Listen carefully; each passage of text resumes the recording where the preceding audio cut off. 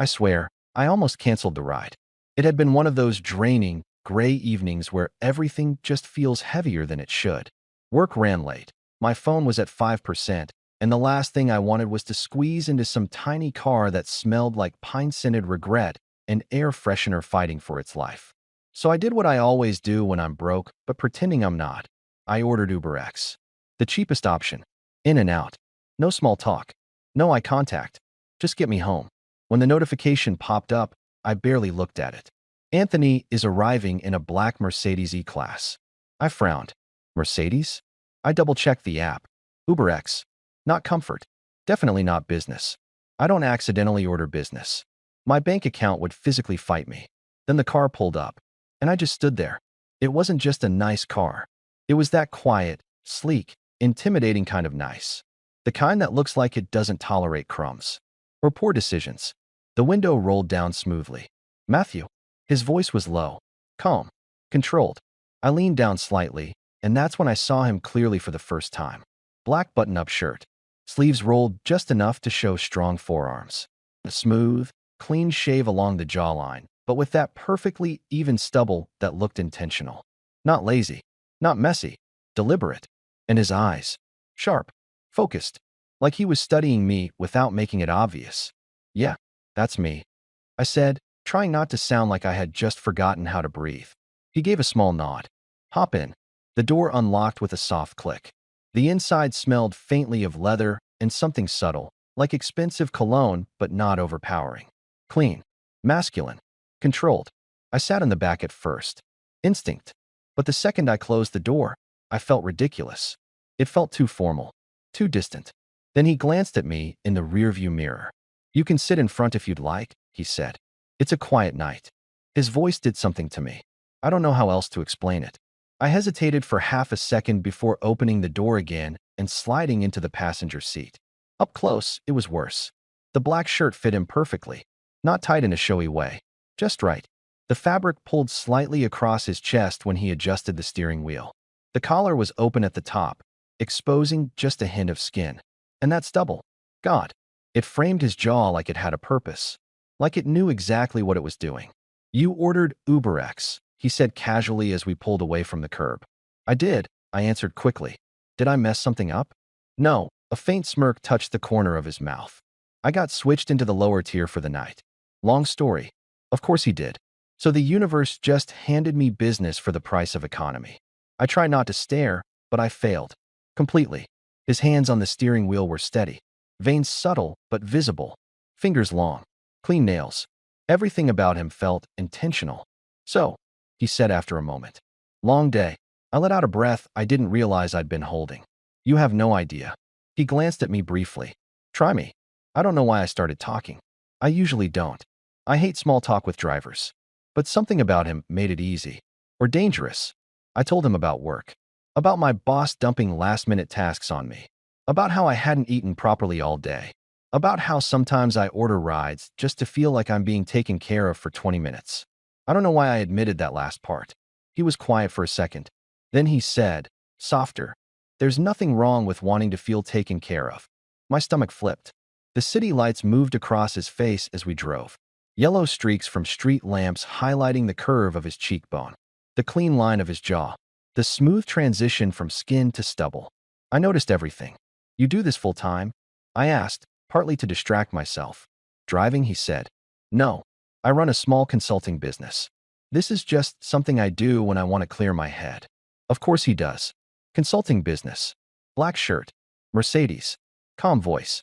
Perfect stubble. Must be nice. I muttered before I could stop myself. He looked at me again, this time longer. Nice isn't the word I'd use. There was something under that. Something heavier. But I didn't push. Instead, I did something incredibly stupid. I said, I like your shirt. It came out too fast. Too honest. He looked down briefly at the fabric, then back at the road. Yeah.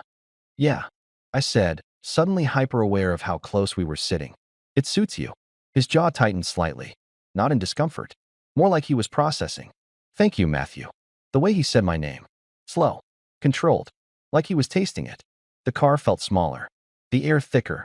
We stopped at a red light, and for the first time, he turned his head fully toward me. Up close, I could see the texture of his stubble. Not rough, not patchy, just perfectly even. It made his face look sharper, older in a good way, more grounded. "You've been looking at it since you got in," he said quietly. My heart slammed against my ribs. It's okay," he added, voice calm. "I don't mind."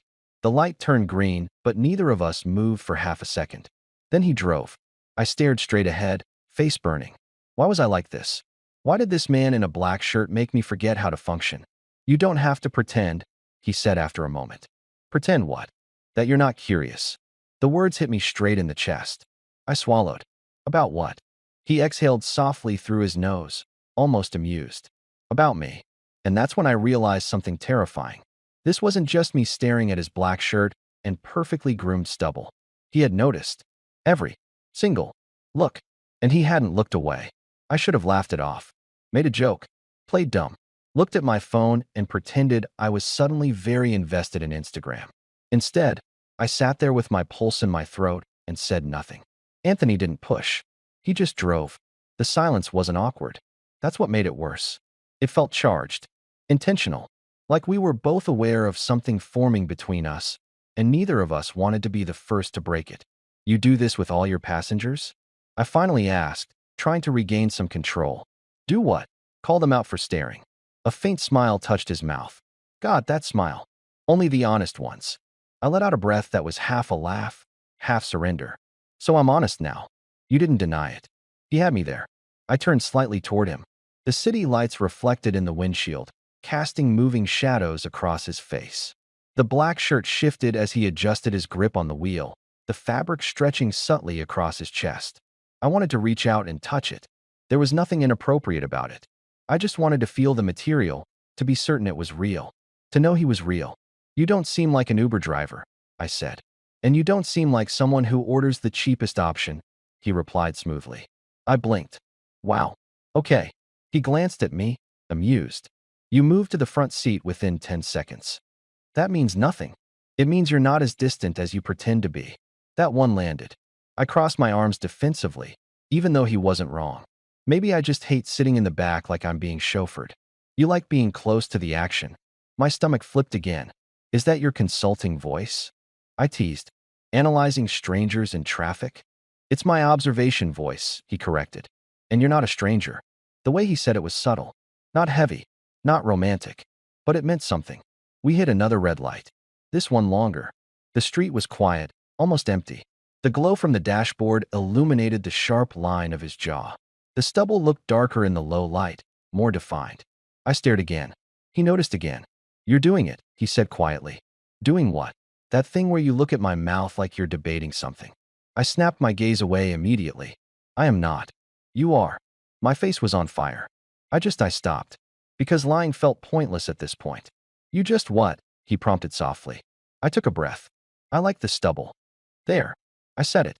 The silence that followed wasn't mocking. It wasn't awkward. It was heavy.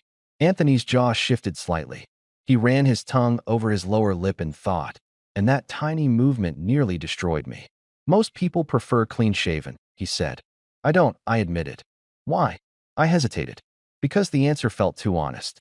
"It makes you look grounded," I said carefully. "Real. Like you know who you are." That was way too much. I immediately regretted it. But he didn't laugh. He didn't deflect. Instead, his grip on the steering wheel tightened slightly. "You're very observant for someone who claims he was just tired from work." I swallowed. Maybe I'm not as tired as I thought. The air between us shifted again. Less playful, more aware. We were about 10 minutes from my apartment. Too soon. I didn't want the ride to end, which was insane. I didn't know this man. He was technically just my driver, but he didn't feel like just anything. "Matthew," he said after a moment, his voice lower now. "Yeah. If I told you I noticed you the second you walked up to the car, would that make you uncomfortable?" My brain short-circuited. "You noticed me?" "You hesitated before getting in," he said calmly. "Like you were deciding whether I was safe." I was deciding whether I was hallucinating. I shot back before thinking. "Uber economy doesn't usually come with a Mercedes and what?" he asked gently. And I looked at him fully now. No hiding. "You." The word hung there. He held my gaze this time. Didn't look away. Didn't smile. Just watched me. The light turned green again. He drove, but slower. I don't usually let passengers sit in front, he admitted. Oh, I said softly. And I definitely don't usually have conversations like this. Then why are you? I asked. He was quiet for a long second. Then, without looking at me, he said, because you're not looking at me like I'm your driver. My chest tightened. How am I looking at you? Like you're trying to figure me out, he said. Like you want to know what's under the shirt. My breath caught. That's not. He glanced at me, one eyebrow lifting slightly. Okay, I exhaled. Maybe it is. We both laughed then, but it wasn't light anymore. It felt like something breaking open. We turned onto my street.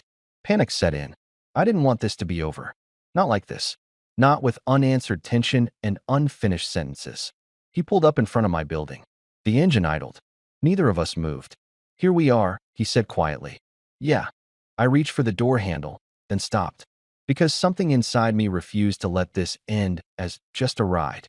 I turned toward him fully. Anthony. He looked at me. Patient. Waiting. Did you really get switched into the lower tier tonight? His eyes flickered with something.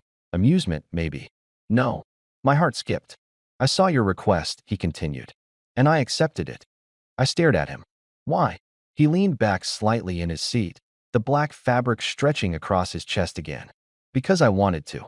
The world felt very small in that moment. Very quiet. And now? I asked, my voice barely above a whisper. He looked at my mouth, then back at my eyes. Now, he said slowly, I'm deciding whether to let you walk away without asking for my number. My pulse thundered, and for the first time that night, I realized. This wasn't just me falling for a black shirt and perfect stubble. Anthony had been choosing this moment too. I don't know what came over me in that moment. Maybe it was his tone. Calm. Steady. No desperation. No arrogance. Just quiet certainty. Like he wasn't chasing me. Like he was offering me a choice. I swallowed, my fingers still resting on the door handle. And if I don't walk away? I asked. Anthony's eyes darkened slightly. Not in a dramatic way. Just enough that I noticed. Then I'd say I read you correctly. The engine hummed quietly between us. The world outside my window continued like nothing monumental was happening inside this car. But for me, everything shifted. You're very confident, I said, trying to steady my voice. I'm very observant, he corrected gently. There's a difference. I studied him.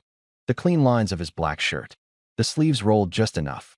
The faint shadow along his jaw where the stubble framed his face perfectly. He didn't look nervous. But his thumb tapped once against the steering wheel. Tiny detail. Tiny crack in the armor.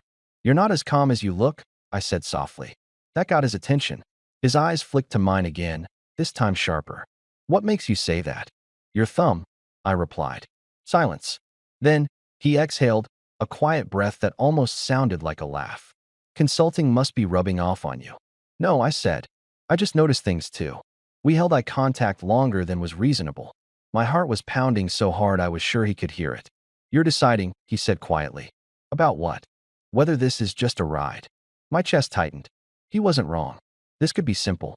I could thank him, step out, replay the entire thing in my head for weeks, and call it a beautiful almost. Or, I could be brave. You accepted my request on purpose, I said slowly. Yes. You let me sit in front. Yes. You noticed me before I noticed you. A faint smile returned. Definitely. And you're still sitting here. He tilted his head slightly. So are you. That did it. I let go of the door handle completely. The decision settled in my chest like a quiet click. Okay, I said. Okay, he echoed. Okay. Don't let me walk away. The air changed instantly. Not explosive. Not reckless. Just certain. Anthony reached for the center console, grabbed his phone, unlocked it, and handed it to me without hesitation. Put your number in, he said. No games. No performance. Just direct. My fingers brushed his when I took the phone. Warm. Solid. The contact was brief, but electric. I typed my number in, trying to ignore the way his eyes tracked every movement. When I handed the phone back, he didn't immediately look at the screen. He looked at me. You don't do this often, he said quietly. Get into luxury cars I didn't pay for? I teased weakly. Let yourself be seen. That one hit deeper than I expected. I looked away for a second. I admitted. I can tell. Is that another observation? It's a compliment. The word hung between us. Compliment. I looked back at him. Are you always this intentional? I asked. Yes. No hesitation. No apology. Just yes. My stomach flipped again. Anthony. Matthew. The way he said my name this time wasn't teasing. It was softer, closer. The space between us suddenly felt smaller. Not physically, but emotionally. You're still staring at my mouth, he murmured. I didn't deny it this time. I know. His jaw shifted slightly. The stubble caught the streetlight, highlighting the texture I'd been obsessed with all night. You want to know what it feels like, he said quietly. My breath caught. That's a bold assumption. Is it? We were close enough now that I could see the tiny scar near his chin, the faint shadow under his lashes. Everything about him felt real. Grounded. Solid. Not fantasy. Not dramatic. Just a man who knew exactly what he was doing. You're very sure of yourself? I whispered. I'm very sure of you, he corrected. That nearly broke me. Silence settled again. Heavy. Charged. But neither of us rushed it. He didn't lean in. He didn't make the first move. He waited. And somehow that made it more intense. Because it meant he wanted me to choose. My hand moved before my brain could fully catch up. Slowly. Carefully. I reached toward him. Not his face. Not yet. Just the collar of his black shirt. I let my fingers brush the fabric lightly. Soft. Cool. Expensive. He didn't move. But his breathing shifted. You were curious, he said quietly. I was. And now. I swallowed. Now I'm worse. A low sound escaped his throat. Not a laugh. Not quite a sigh. Something deeper. My fingers trailed slightly upward, barely grazing the edge of his collarbone where the shirt opened at the top. The contact was subtle. Innocent enough to pretend it wasn't anything. But we both knew it was everything. Matthew, he said softly. Not a warning. More like a question. Tell me to stop, I whispered. He didn't. Instead, his hand came up slowly, deliberately, and wrapped gently around my wrist. Not forceful, not restraining, just holding. The warmth of his palm against my skin sent a wave of heat through me. I don't want to rush this, he said quietly. That surprised me. You don't? No. His thumb brushed lightly against the inside of my wrist. I want you to think about this tomorrow, he continued. And the day after. I want this to be intentional, not just adrenaline. My chest tightened in a completely different way now. He wasn't just flirting. He was steady, grounded, real. You're not what I expected tonight, I admitted. Neither are you. He slowly released my wrist. But the heat lingered. So what happens now? I asked. Anthony looked at me like he already knew the answer. Now, he said calmly, you go upstairs. And I text you. And if I don't answer? His lips curved slightly. You will. I laughed softly, shaking my head. You're impossible. And yet, he said, eyes holding mine, you're still here. He was right. I took a breath. Opened the door. The cool night air hit my face, grounding me. Before stepping out completely, I looked back at him one more time. The black shirt. The smooth stubble. The steady gaze. You better text me, I said. I will. And Anthony? Yes. Don't shave. For the first time all night, he genuinely laughed. Deep. Warm. Uncontrolled. Good night, Matthew. Good night. I stepped out. Closed the door. The car stayed there for a moment longer before pulling away smoothly into the night. I barely made it to my apartment door before my phone buzzed in my hand. Unknown number. One message. Anthony, you were right about the shirt. It suits me when you're looking at it. I stared at the screen. Heart racing all over again.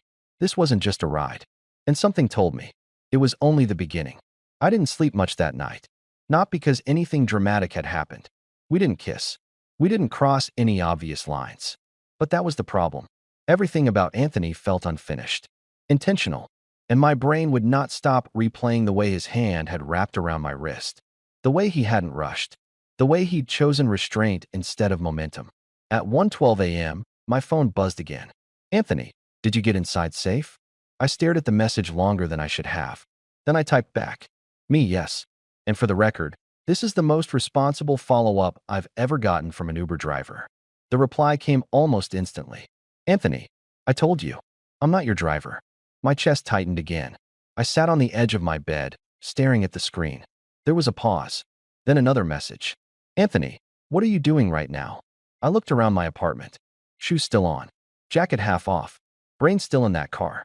Me, thinking about your shirt. 3 dots appeared. Disappeared. Appeared again. Anthony, good. Because I'm thinking about the way you touched it. I exhaled slowly. This wasn't casual anymore. Me, you're very aware of everything, aren't you? There was a longer pause this time. Then, Anthony, only when something matters. That one sat in my chest. Heavy, quiet, real. The next morning, I expected the feeling to fade. It didn't.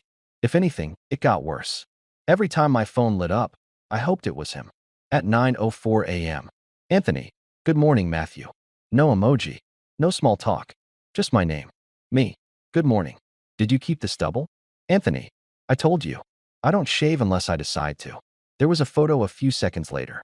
Not a selfie in the mirror. Not posed. Just him in the driver's seat again. Early morning light coming through the windshield. Black shirt again. Top button open. Stubble exactly the same. My heart actually skipped. Me. You wore the shirt again? Anthony, you said you liked it. I stared at the screen for a long time. Nobody had ever adjusted something for me that quickly, that quietly. Not for attention. Just because. We texted on and off all day. Nothing dramatic. That was the strange part. No cheesy flirting. No over-the-top compliments. Just small things. What he was doing. What I was doing. Little observations. At one point he asked, Anthony, do you always notice details like that? Me. Only when someone feels different. There was a long pause. Then, Anthony, I was hoping you'd say that. By evening, the tension from the night before had settled into something calmer. Still charged, but steadier. Around 6:30 p.m., my phone buzzed again. Anthony, what are your plans tonight? I stared at the message. This was the moment. Me. Nothing yet. Why? 3 dots. Gone. Then, Anthony, I'm finishing work near your area in about an hour. Pause. Anthony, would you like a ride? My heart immediately started racing. Me. Anthony. Another message came before I could finish typing. Anthony, not as your driver. There was a second message right after. Anthony, as someone who wants to see you again. I didn't answer right away, because I knew what this meant. Last night had been curiosity. This would be a choice. Intentional. Just like he said. I walked to the mirror without thinking. Ran a hand through my hair. Why was I nervous? It was just a ride. But it wasn't just a ride. I picked up my phone. Me. Okay. The reply came instantly. Anthony. Good. Then. Anthony. Front seat again? I smiled before I could stop myself. Me. Don't get used to it. Anthony. Too late. At exactly 7:42 p.m., a black Mercedes pulled up outside my building. I stepped out. And there he was again. Black shirt. Same sleeves. Same calm presence. But this time, when I opened the passenger door and got in, something felt different. This wasn't a random connection anymore. This was 2 people who had chosen to continue. He looked at me once. Slowly. Taking me in the same way I'd been studying him. You came, he said quietly. You asked, I replied. A small smile. Then he put the car in drive. Where are we going? I asked. He glanced at me briefly. Dinner. Pause. And then, he added, voice lower. We'll see if you're still curious about the shirt. My pulse jumped. Because I knew exactly what he meant. And the worst part? I definitely was. I didn't ask what kind of dinner. I didn't ask where we were going. I just sat there, hyper-aware of everything. The way Anthony drove, smooth, controlled, one hand relaxed on the wheel. The way the black shirt fit him tonight, slightly different in the softer evening light. The stubble, still perfect. Still deliberate. You're quieter tonight, he said after a few minutes. I'm thinking. About. I glanced at him. You. That got a subtle reaction. His jaw flexed slightly. Dangerous habit, he said. You encouraged it. He hummed. I did. We pulled up to a small restaurant I'd passed 100 times, but never gone into. Low lighting. Not flashy. Intentional. Of course. He stepped out first. Walked around. Opened my door. I blinked. You don't have to do that, I said. I know. There it was again. That choice. Inside, the place was warm and quiet. Exposed brick. Soft music. Dim gold lighting that made everything feel closer than it was. We sat across from each other. For the first time, I could really look at him without the distraction of traffic. Up close, the stubble wasn't just aesthetic. It softened him, made him feel human instead of intimidating. You're studying me again, he said calmly. I don't deny it anymore. Good. We ordered. Simple. No big show. Conversation came easily. He told me about his consulting work, helping small businesses fix internal chaos. Most problems are communication, he said. People don't say what they actually mean. I almost laughed. Is that why you say exactly what you mean? Yes. That steady eye contact again. And what do you mean tonight? I asked. He didn't hesitate. I mean that I wanted to see if the connection we felt in the car was real outside of it. My stomach tightened. And, and it is. The food came. Neither of us touched it immediately. Why did you really accept my ride request? I asked quietly. Anthony leaned back slightly, studying me the same way I'd been studying him. You looked up at the car before you got in, he said. Most people don't. They rush. You paused. So I saw curiosity. Not entitlement. Not impatience. Just curiosity. He leaned forward slightly. And I liked that. Something about the way he said it. No performance. No exaggeration. Made it land harder. Dinner stretched longer than it should have. Not because we dragged it out. Because neither of us wanted it to end. When we finally stepped back outside, the night air was cool. We stood near the car, closer now. No table between us. No steering wheel. Just space. Are you still curious? He asked quietly. I swallowed. Yes. About the shirt? I shook my head slightly. No. His eyes darkened. About you. That changed something. He stepped closer, not touching, but close enough that I could feel his body heat through the thin space between us. You're not nervous, he observed. I am. But you're still here. Yes. He lifted a hand slowly. Not sudden.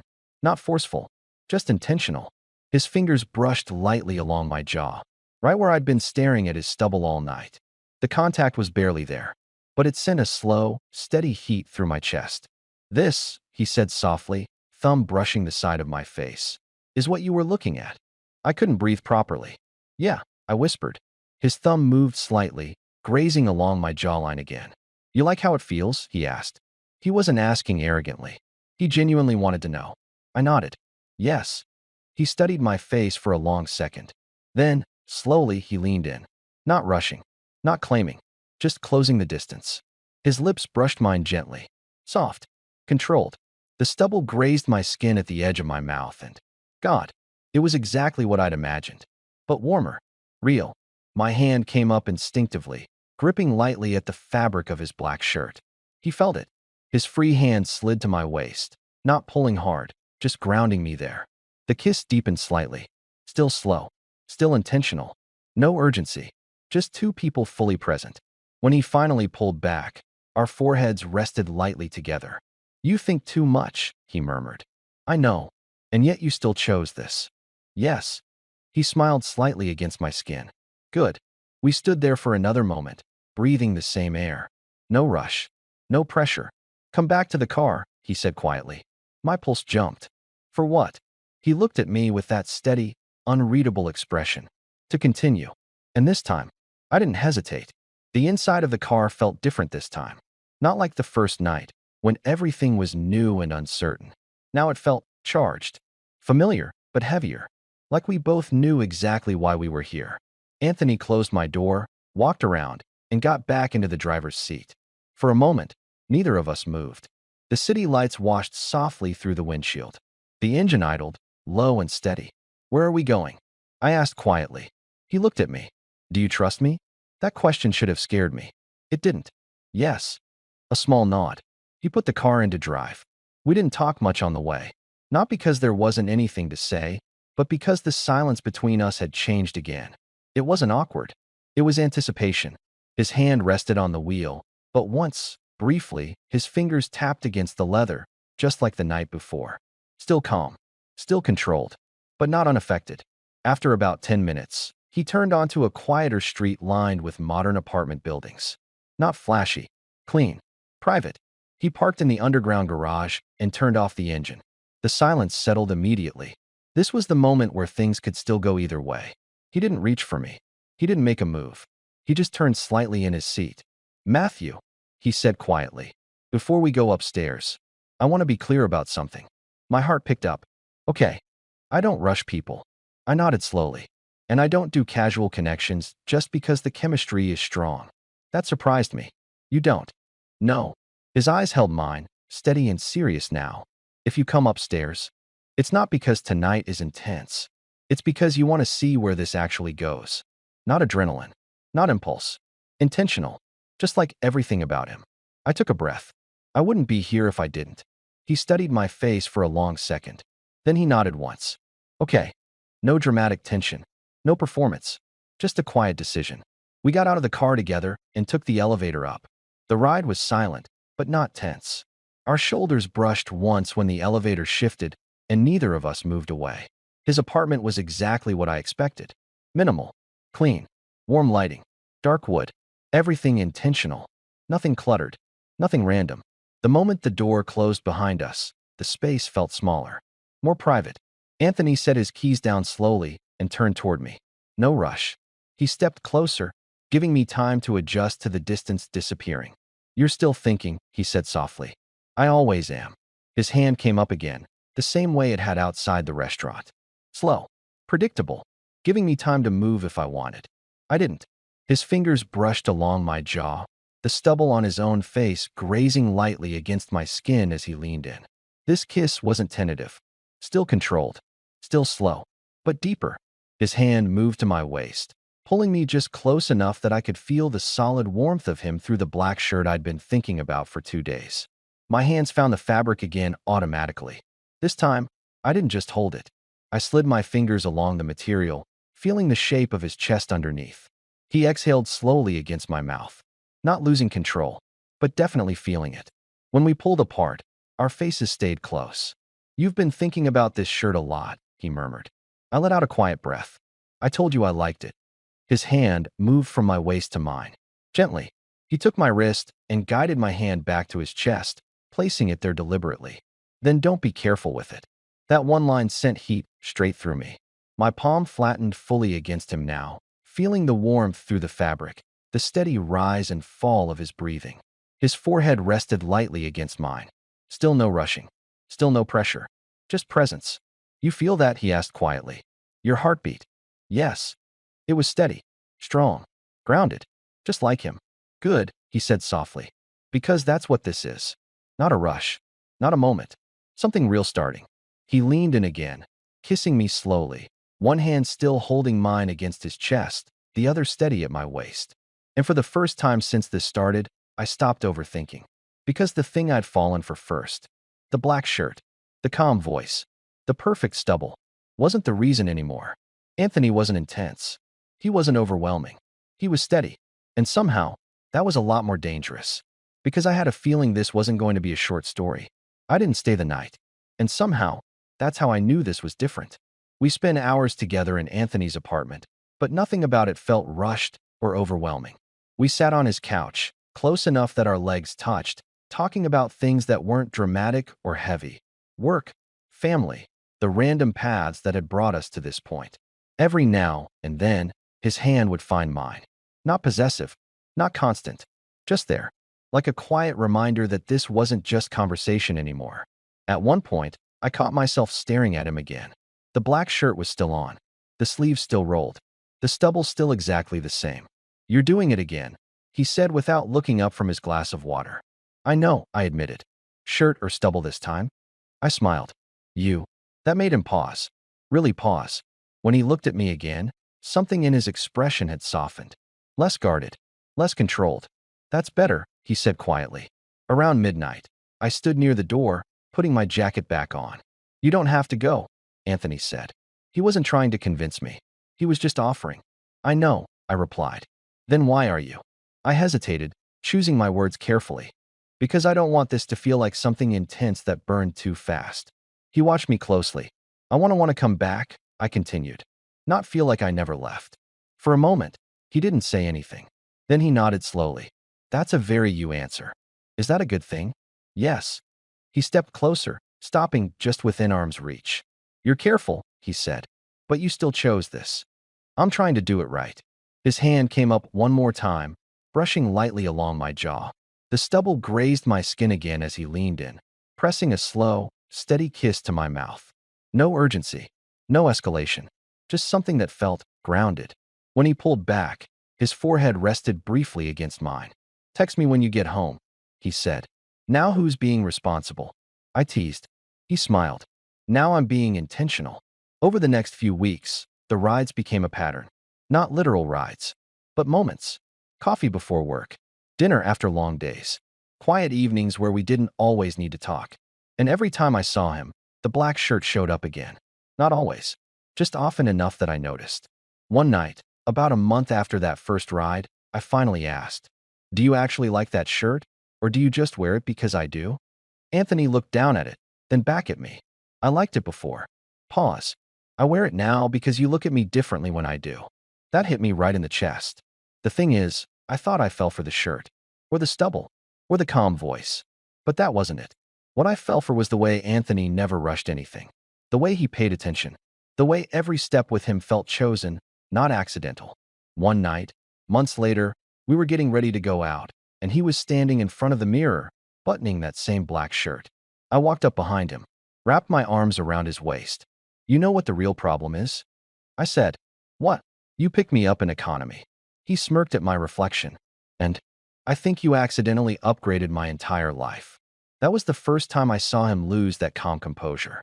He turned, pulled me closer, and kissed me with a warmth that felt deeper than anything we'd rushed into at the beginning.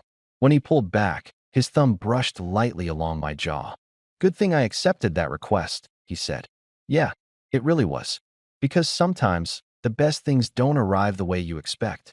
Sometimes you call economy, and business shows up.